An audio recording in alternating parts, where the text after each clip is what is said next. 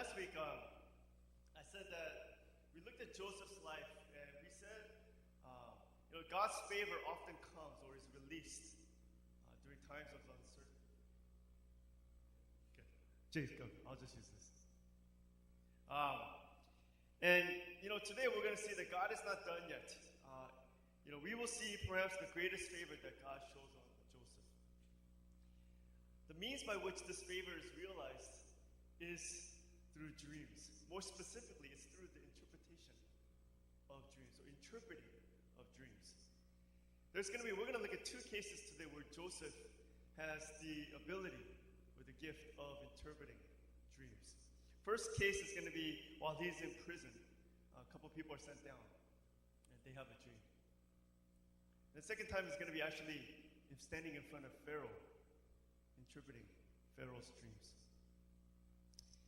As we left off last week, we found out that at the end of chapter 39, that Joseph has found favor in the eyes of the warden. And he has given him charge over all of the prisoners. And so as he receives this favor, as in this position of authority, he meets these two guys who are brought down into prison. They are the chief cupbearer and the chief baker of Pharaoh. We don't know much about what happened, except we just are told that they offended the Pharaoh. And because of that, whatever it was that they did to offend him, it was worthy of imprisonment. So they're sent to jail. And Joseph happens to be there, and they are put in under Joseph's care. And these two men have a dream. And they both have a dream at the same night. Different dreams. And they wake up in the morning and they're thinking, what in the world was that? I have no idea what this dream meant. They were upset because they couldn't understand the dream. And worse yet, they didn't know anyone that could interpret their dreams for them. At this point, if I was Joseph, I would have probably run the other way. Oh, not more dreams. Because you would think he would have enough of dreams at this point. And yet here he is, faced with these two guys who have this dream. But there's something in this conversation. Let's look at chapter 40. Today's verses, we want to start at 9, but I want to look at verse 8. So if you have your Bibles open to that section, chapter 40, verse 8. There's something here that I want us to point out. Because I think it's one of the key elements of what made Joseph so special. In chapter 40, verse 8, Joseph says this: interpreting dreams is God's business. Interpreting dreams is God's business. Go ahead and tell me your dreams. But what Joseph is doing is, he doesn't try to take credit for this ability to interpret dreams. He's saying, look, tell me your dreams. But interpreting dreams is God's business. God is the only one that can interpret the dreams. Tell me, and I will tell you what those dreams means. Or more better yet, God will tell you what those dreams means. He directs the focus on God. Joseph tells them that God will interpret their dreams. And so one by one, they begin to tell him their dream. We pick it up at verse 9. So the chief cupbearer told Joseph his dream first. In my dream, he said, I saw a grapevine in front of me. The vine had 3 branches that began to bud and blossom. And soon it produced clusters of ripe grapes. I was holding Pharaoh's wine cup in my hand. So I took a cluster of grapes, squeezed the juice into the cup. Then I placed the cup in Pharaoh's hand. That was his dream. Joseph says this. This is what your dream means. The 3 branches represent 3 days. Within 3 days, Pharaoh will lift you up and restore you to your position as chief cupbearer. He has a dream. He has just offended Pharaoh. He's in jail. He has a dream. And Joseph says, in 3 days, you will be restored. And look at the request that follows. And please remember me and do me a favor when things go well with you. Mention me to Pharaoh, so he might let me out of this place, this prison. For I was kidnapped from my homeland, the land of the Hebrews, and now I'm here in prison. I did not deserve. But I did nothing to deserve it. When the chief baker saw that Joseph had given the first dream such a positive interpretation, he said to Joseph, I had a dream too. In my dream, there were 3 baskets of wine, white pastries, stacked on my head. The top basket contained all kinds of pastries for Pharaoh, but the birds came and ate them from the basket on my head. Here's the interpretation. This is what the dream means. The 3 baskets also represent 3 days. 3 days from now, Pharaoh will lift you up and impale your body on a pole. Then the birds will come and peck away at your flesh. Imagine being the baker hearing that, right? Verse 20, Pharaoh's birthday came 3 days later, and he prepared a banquet for all his officials and staff. He summoned his chief cupbearer and chief baker to join the other officials. He then restored the chief cupbearer to his former position, so he could again hand Pharaoh his cup. But Pharaoh impaled the chief baker, just as Joseph had predicted when he interpreted his dream. God granted Joseph favor to interpret dreams. And Joseph demonstrated that God was with him, and things happened just as Joseph said to the cupbearer and to the baker. Joseph begins to interpret dreams. I don't know if you guys have dreams. We all dream, but sometimes we don't remember our dreams, right? Sometimes you remember and you're like, what in the world does that mean? It would be nice to have someone like Joseph who is able to interpret that dream for us. But dreams, God is using these dreams.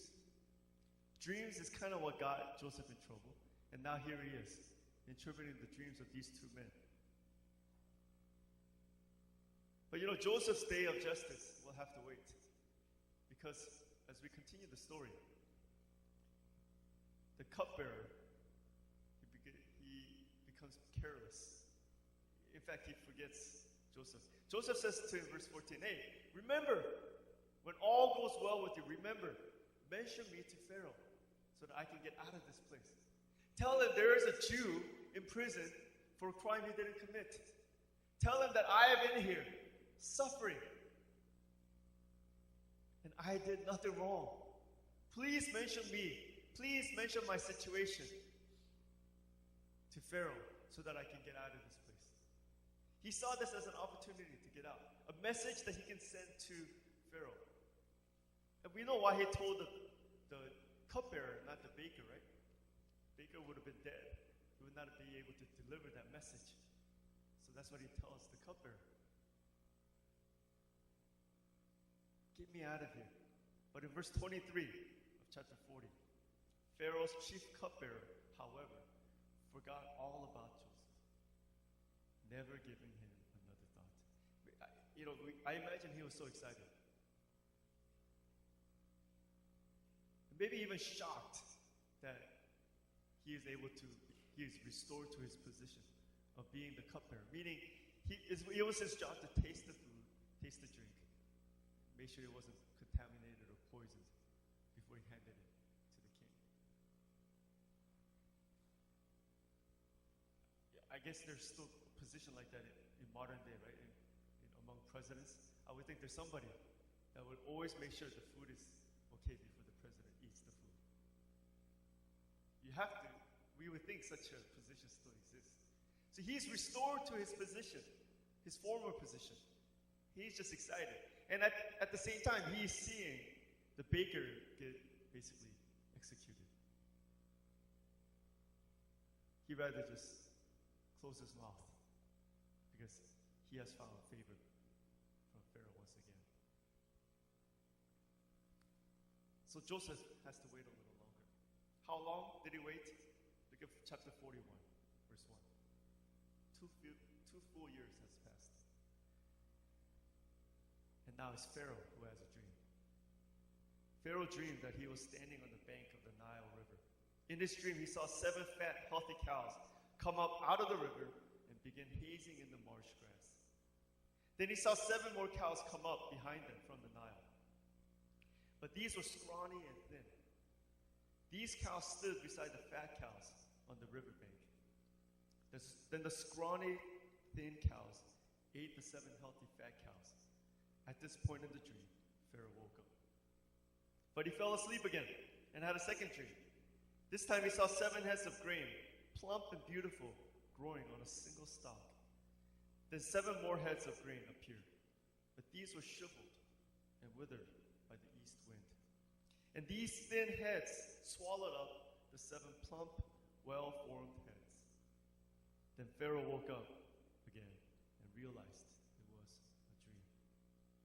Verse 8. Next morning, Pharaoh was so disturbed by the dreams. So he called for all his magicians and wise men in Egypt. When Pharaoh told him his dreams, not one of them could tell him what they meant. Pharaoh is troubled by these dreams. What do these dreams mean? He didn't know what they meant, and he desperately wanted to find out. So he calls his magicians, wise men from Egypt. He says, this is the dream I had. I want you to tell me what this means. But none of them could tell him what those dreams meant.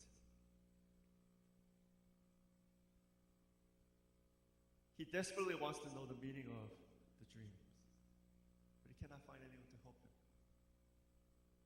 This is when the cupbearer has one of those aha moments, or more appropriately here, oh no, that kind of moment.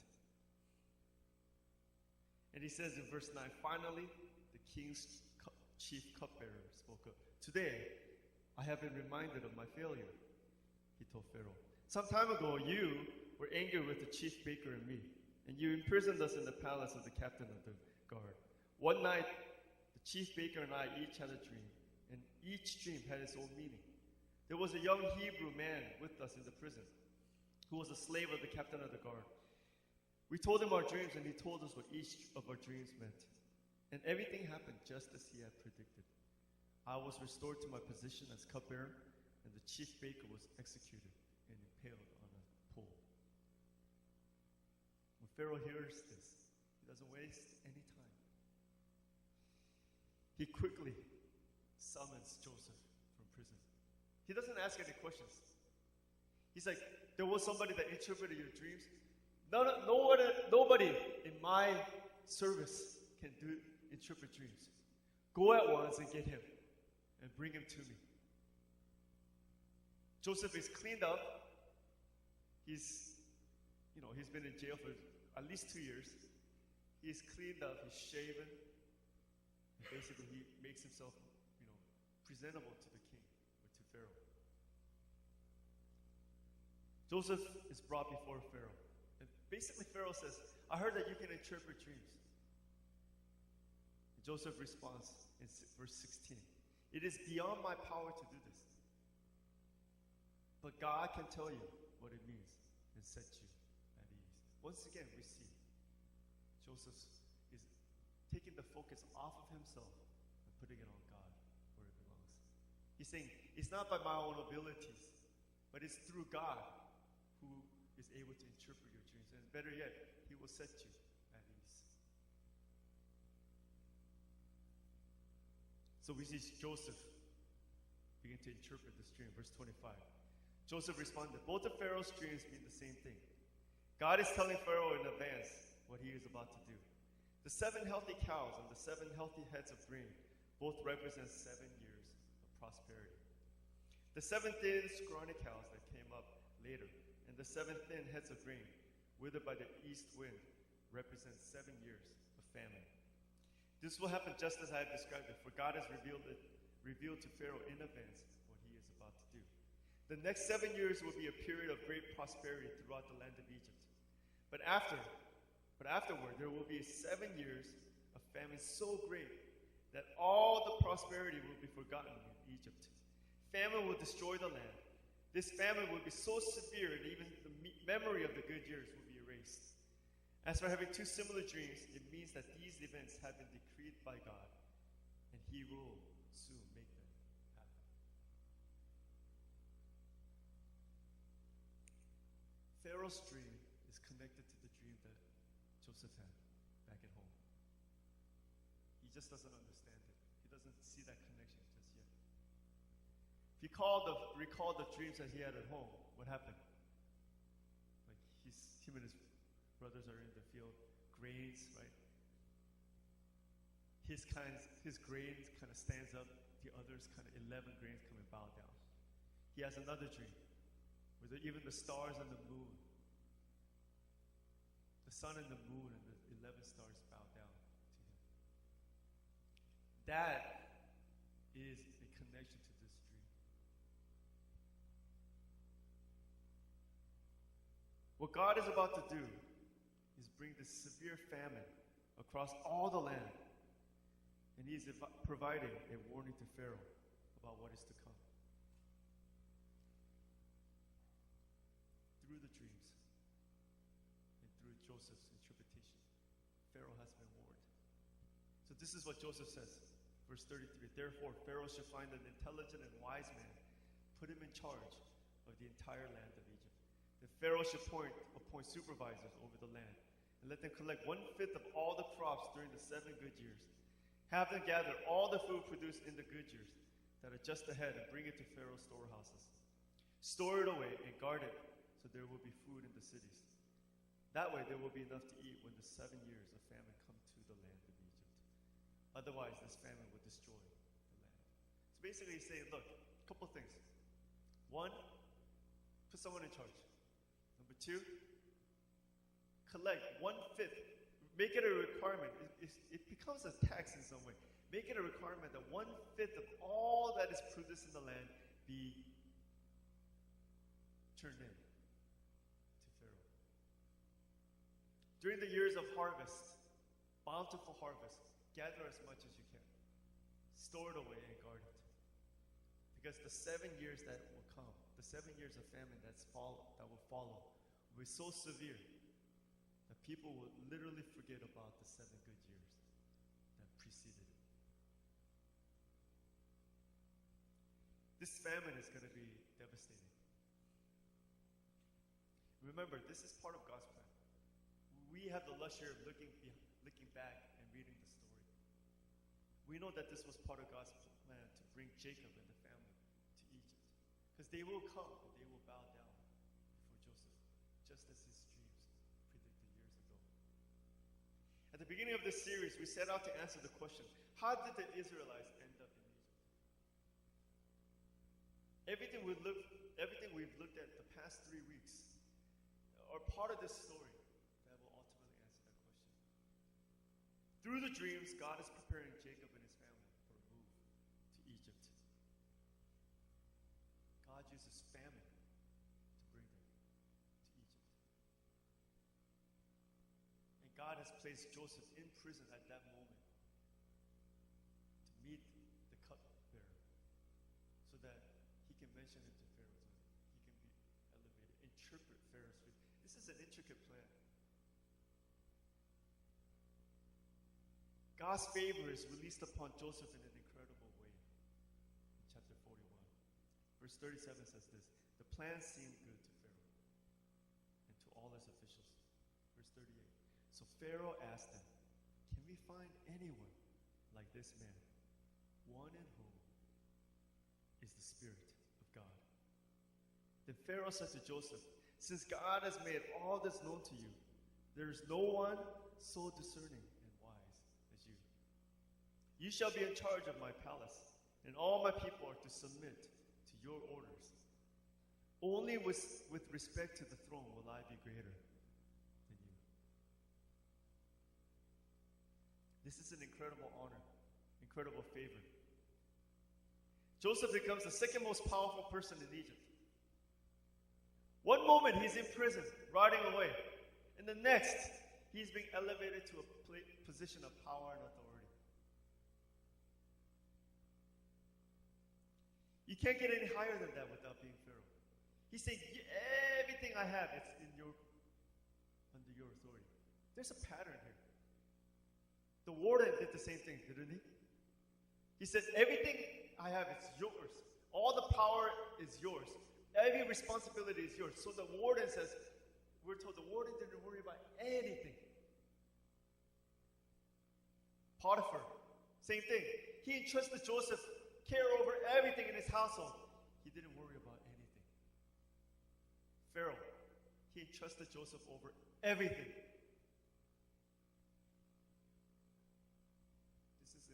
This pattern.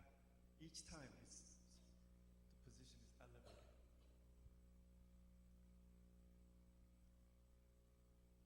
This is a great honor, not just for any man, but it's an incredible honor for a foreigner. He was not Egyptian. He was a Hebrew. And yet, in the response of Pharaoh, can we find anyone like this man, one in whom is the Spirit of God? That's what he says. One in whom is the Spirit of God. God is behind everything. When God is behind everything, nothing is out of the realm of possibilities. There is no limit what God can do. It's quite a roller coaster ride, isn't it, for Joseph? Just imagine the peaks and the valleys that he has gone through. The highs and the lows. The dejection of being sold into slavery. The injustice of being imprisoned. Or falsely accused and imprisoned. And then now, this jubilation of being promoted to a place of power and authority. We know that this was part of God's plan. These are the things that he had planned. But there's something more about Joseph. If Pharaoh's response or his question, can we find anyone like Joseph, one in whom the Spirit of God resides? One in whom is the Spirit of God. That shows us something unique about Joseph.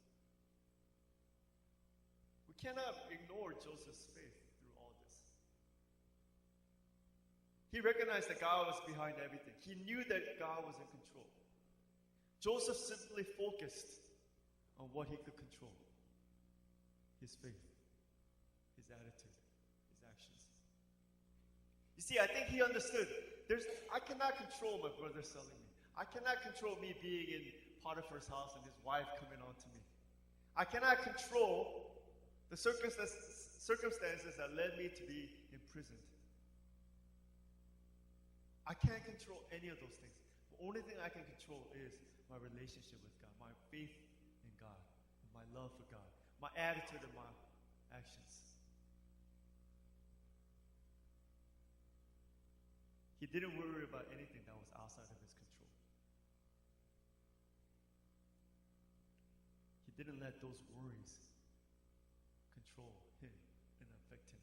You know, when we are faced with challenges, when things are not going the way that we want, when we are hit with bad news after another, and the waves and the storms just keep coming one after another, when we get bombarded, what is our response? Those are things that we have no control over many times. They come wave after wave after wave. Sometimes it's just so intense. What we can control in those situations is the same. It's our faith. It's our attitude. It's our actions. We keep on worshiping. We keep on praying. We keep on reading the Bible. We keep on coming to church. We keep on working on our relationship with God.